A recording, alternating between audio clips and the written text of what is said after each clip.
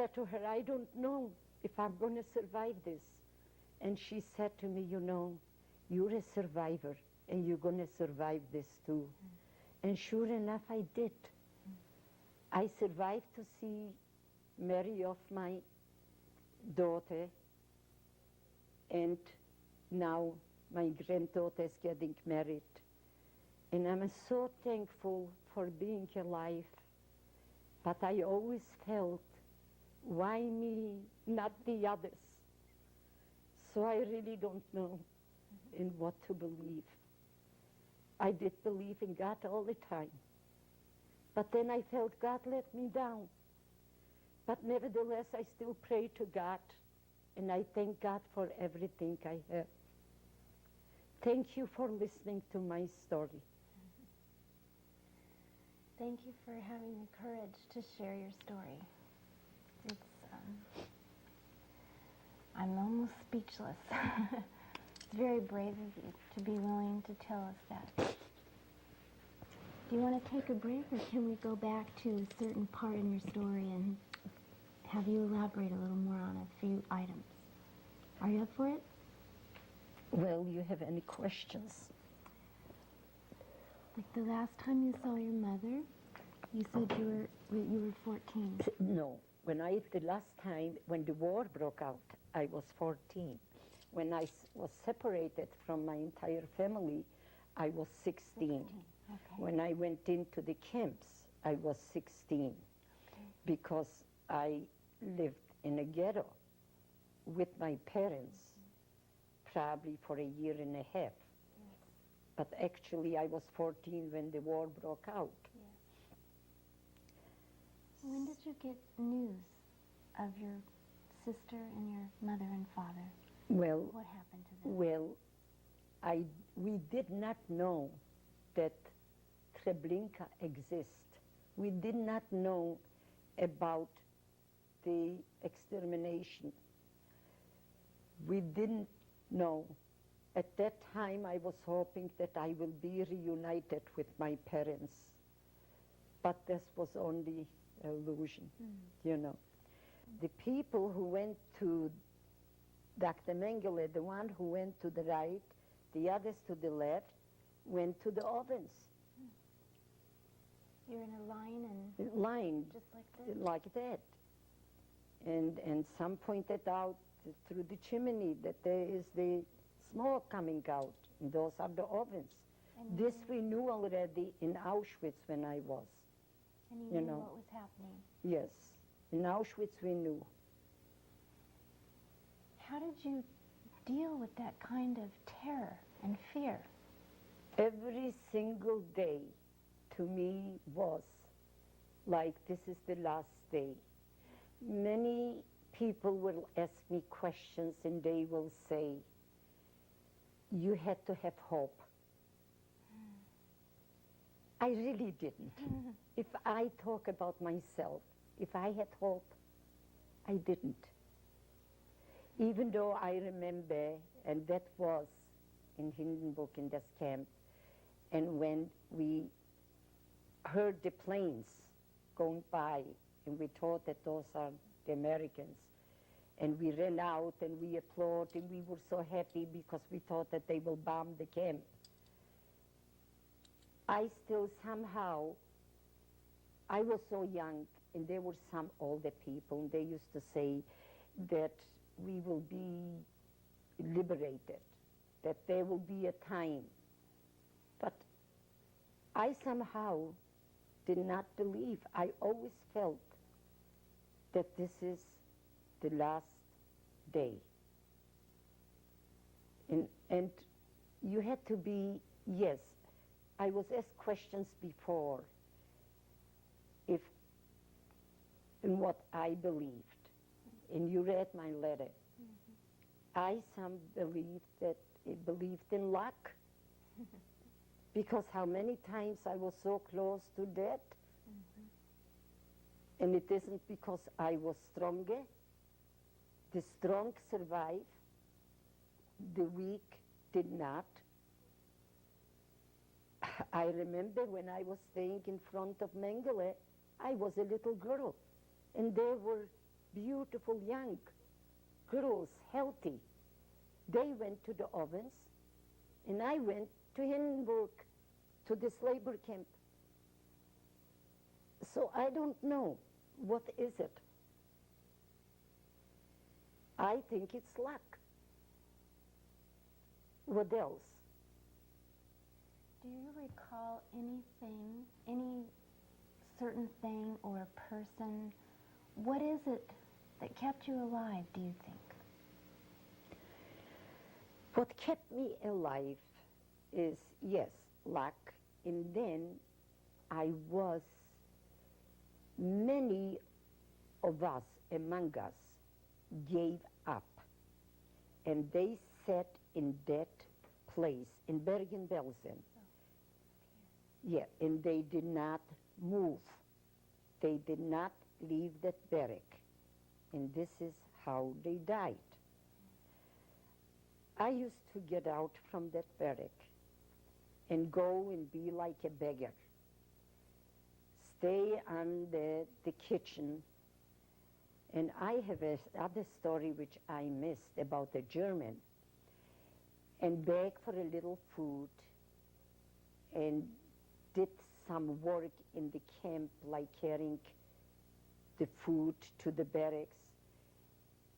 And I got this little bit of extra, little food. And I remember running to the barracks and sharing with my friend. It's very easy to share when you have a lot.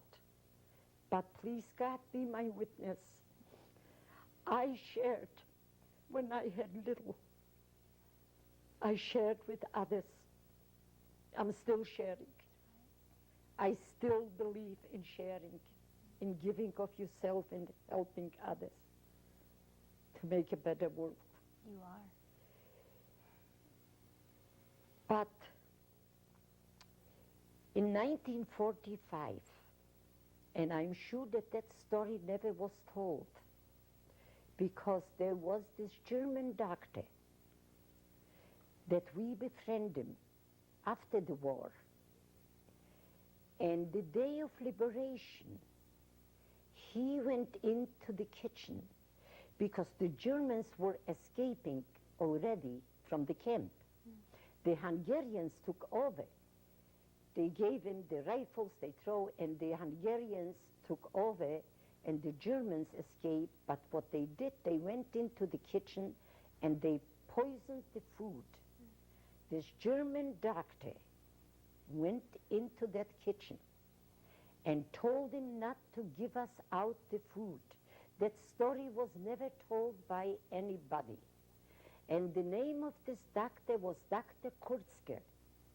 And he saved a lot of lives.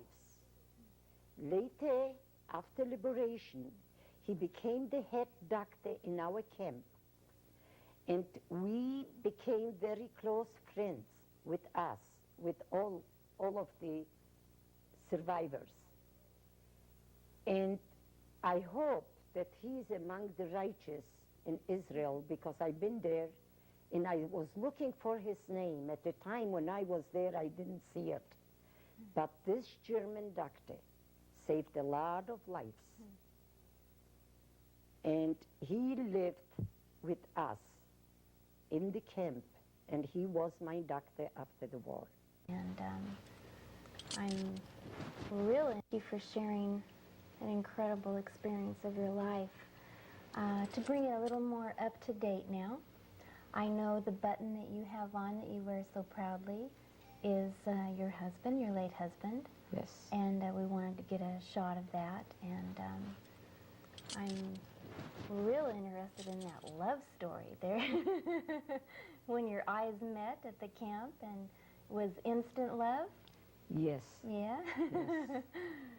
Yes. And so there's a certain bond, obviously, yes, that you have and still yes, carries with you today with yes, other survivors. We built a life together. We came out from a camp, like I mentioned before. We both had nothing, but we were very happy to be alive. And We have a beautiful family. Mm-hmm. But, like I mentioned to you, my husband passed away. It's almost, it's 10 years, yes. But I met a man in Palm Springs 7 years ago who is also a survivor. And we are together. Right at the moment, he's very sick. But we had a beautiful relationship. And because we went through so much pain, he lost his wife, I lost my husband. We understand one another. Right. And we feel for one another. We have a history together. And that's why our relationship is so strong. Mm-hmm. And I pray to God, please God, let him get well. So, I've been through before. I'm going through now. And I hope I will survive this too. And please God, let him get well. Mm-hmm. He too has a lovely family. And he too built his life in the United States when he came to this country very young and did everything on his own. And all I can pray is wish for him to get well. Eva, are there other survivors that you stay in contact with? Yes. Were they from your camp? Yes, some from my camp. Some are not from my camp, but we feel it's a kinship. It's something that it draws us together one to another. We have so much in common. Mm-hmm. We often talk about our lives and what we all went through. And then how happy we are here now, being in the United States. And God gave us our life back. Thank you, God. Mm-hmm. Absolutely, I'm thankful too. I know very recently Steven Spielberg, 3-4 years ago, came to your home. Yes. And did a documentary. Yes. What was that like? Well, every time I speak of my experiences, it's very painful for me. It's reawakening my horrible, horrible memories. Like I mentioned before to you, that we must remember the dead and educate the living. Right. Because I wished and I hope that the world should never, never forget. Because I will always remember. Mm-hmm. So it is a hardship when I speak of all the experiences, the horrible experiences that I endured in my life. But I think I became a better person. I appreciate everything that I have. I'm not talking right now about material things. I appreciate life. How would you describe yourself? A very happy person. Very energetic. I always like to do and go places and experience different people and be with people. I love people. Mm-hmm. I love people. I will show you later a gift from my children, but they gave it to me. And you will hear what they think of me. Okay. I'm always happy, I'm always Yes. appreciating life. And life is beautiful every single day. We should be thankful for every day. Is that Because- your motto? Yes, because you never know what tomorrow will bring. Right. Today is your day, so hold on and do the most with it. That's all we know for sure that we have. Yes, today is yours. It seems like to me, the same way in the camp, how you forced yourself to get up To every get up day and go out, yes. is why you lived. And now also, you're forcing yourself to speak of the horrific things that you went through so others can learn and not forget. Because we can learn an awful lot from your story. I know I have today.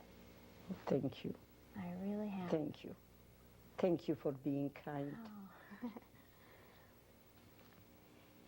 If you could change anything at all from your past, would you? And what would you change? Well, I don't understand that question. Because if I could change, I would love to have my husband. If I could change, I would like to have my parents, my family. You can't turn the clock back. I wish I could. I would. But none of us can. Right. So we have to go forward and keep your head up high. You have mental toughness, don't you? Yes, yes. Maybe because what I went through in life.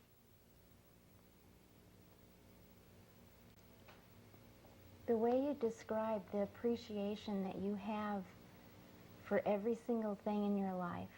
Very and that much your so. family Means is your life. my life. They are my life. I feel very grateful, thankful.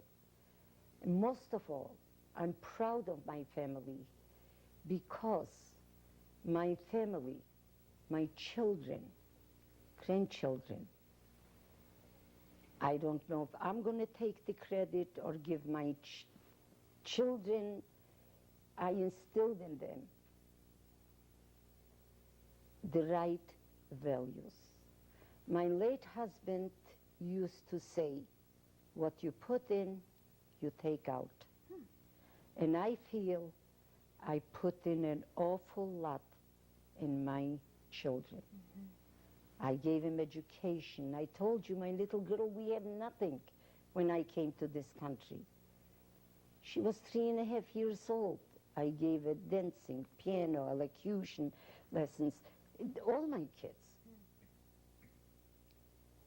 And they know what a sacrifice They know until today, many times somehow I feel bad about my younger daughter, because many times I'll tell her, why do you do that? Why don't you take in a help to help you? And you should have once a week help in the house. You have 3 children, you run, you are a lawyer, you work part-time, you do this. Mom, did you have all those things? How did you do? You never had nothing. You always sacrificed, you know. So they're good people. The same with helping others. They have good hearts.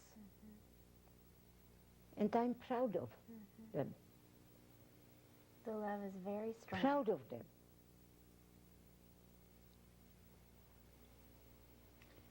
Do you mind if we show your numbers? What do you call this? Do you call it tattoo? Tattoo, yeah. I thank you for showing that. What did you had imagined your life would have been like? Even think of a future. It didn't enter in my mind. I had everything that a youngster hoped for. If I'm thinking now, I almost was spoiled. If I think back that I became a mother, you know. My life probably, who knows what would happen. None of us know really if or what could happen in our lifetime. Let's show another picture. Let's show this one of your family now.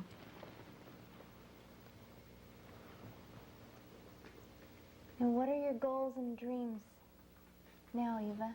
My goals and dreams are that my family should only be healthy, happy, have a good life. Those are my dreams. I felt like I lived already. Yeah. My life is almost over. But my kids, my family, those are my dreams, to see pleasure. And I did derive pleasure from my children. And I thank God for it. Well, I just want to make mention that it's hard to describe the grateful feeling that I have that you're willing to share, and that I'm the one blessed getting to sit here and listen to this today. Oh, thank you, dear. And Thank I know, you. You're welcome. Thank you. I know that you've spoken in schools, Yes. and public speaking, Yes. in front of many women, Yes. and I hope you keep up the courage of being willing to do that, because you have more stories. I feel Yeah, it's we can very hear. important. It is. Because you have those who denied the Holocaust.